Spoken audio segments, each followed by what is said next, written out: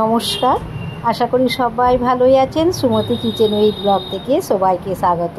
আজকে হচ্ছে চিকেনের পাতলা ঝোল করেছি। আজকে রবিবার মানেই চিকেন, আর এখানে সার্ভ করে দিয়েছি। আলু দিয়ে চিকেনের পাতলা ঝোল করেছি। কিভাবে পাতলা ঝোল করলাম আপনারা প্রথম থেকে শেষ পর্যন্ত দেখবেন, আশা করি ভালোই লাগবে। দেখতেও খুব সুন্দর হয়েছে, খেতেও কিন্তু খুবই সুস্বাদু হবে। আসুন তাহলে দেখুন খেতে। আর এখানে এই যে চিকেন নিয়েছি, 1 কিলো চিকেন নিয়েছি। চিকেনটাকে পরিষ্কার করে ধুয়ে নিয়েছি, ধুয়ে জল ঝরিয়ে নিচ্ছি।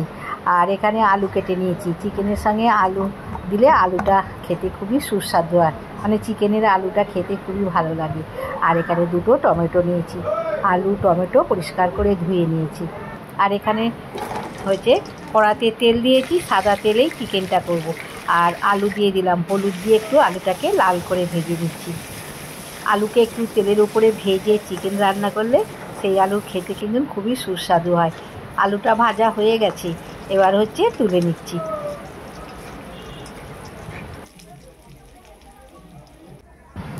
আলু ভেজে তুলে নিয়েছি। কড়াতে আবার সাদা তেল দিয়েছি, ছোটো এলাচ, দারচিনি, লবঙ্গ ফোড়ন দিলাম, আর গোটা জিরে ফোড়ন দিয়েছি। ফোড়নটা লাল হয়ে গেছে। পেঁয়াজ কুচোনা দিলাম, 4টে একটু বড় বড় পেঁয়াজ কুচি নিয়েছি। 4টে পেঁয়াজ কুচোনা দিয়ে দিলাম তেলের মধ্যে, একটু লাল করে ভেজে নেব। আর একটু লবণ দেবো। লবণ দিয়ে পেঁয়াজটা ভাজলে তাড়াতাড়ি পেঁয়াজটা নরম হয়ে যাবে আর লাল তাড়াতাড়ি হয়ে যাবে। পেঁয়াজটা দেখুন অনেকটাই লাল হয়ে গেছে। পেঁয়াজটা লাল করে ভেজে নিয়েছি। আর এবার কাঁচা লঙ্কা আর 2 ইঞ্চির মতন আদা বেটে নিয়েছি। কাঁচা লঙ্কা দিয়েই আজকে চিকেনটাকে করব।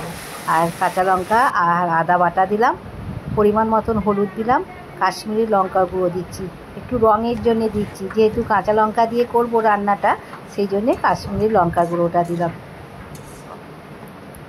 আর রসুন দিচ্ছি, 20-25টার মতন রসুন দিলাম। যেহেতু 1 কিলো মাংস আছে, 20-25টার মতন রসুন বেটে নিয়েছি মিক্সার বাটিতে।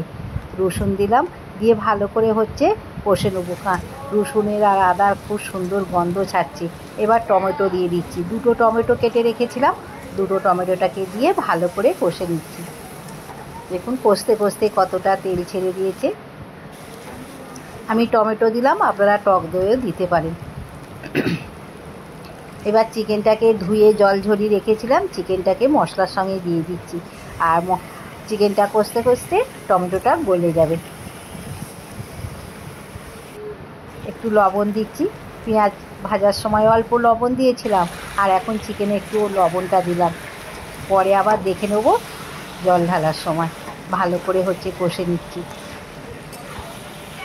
প্রত্যেক রবিবারই তো মাংস হয়, সেই জন্যে আজকে আর ধনে জিরে গুঁড়োটা দিলাম না। আজকে একটু পাতলা করে আদা রসুন বাটা দিয়ে ঝোলটা করছি। ভালো করে কষা হয়ে গেছে, দেখুন তেল ছেড়ে দিয়েছে। ভেজে রাখা আলুগুলো দিয়ে চিকেনের সঙ্গে কষে নিচ্ছি। ভালোভাবে কষা হয়ে গেছে, দেখুন কতটা তেল ছেড়ে দিয়েছে।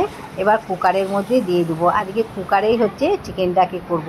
কুকারের মধ্যে দিয়ে পরিমাণ মতন জল দিয়েছি, আর একটু লবণ কম হয়েছিল, লবণটা দিলাম। দিয়ে ঢাকা দিয়ে মিডিয়াম আঁচে একটা সিটি দিয়ে নামিয়ে রেখে দেবো। আর আলুটা তো ভাজাই ছিল, অনেকটাই সেদ্ধ হয়ে গেছে, আবার চিকেনের সঙ্গে কষেছি। ঢাকা দিয়ে দিলাম আর মিডিয়াম আঁচ করে দিলাম। একটা সিটি পড়ে গেছে, এবার নামিয়ে রেখে দিচ্ছি। ঠান্ডা হয়ে গেলে খুলবো। আর ভালো লাগলে চ্যানেলটিকে সাবস্ক্রাইব করবেন, লাইক করবেন, শেয়ার করবেন, কমেন্ট করে জানাবেন কেমন হয়েছে আজকে চিকেনের পাতলা ঝোল। দেখুন খুলে নিয়েছি, কত সুন্দর দেখতে লাগছে দেখুন।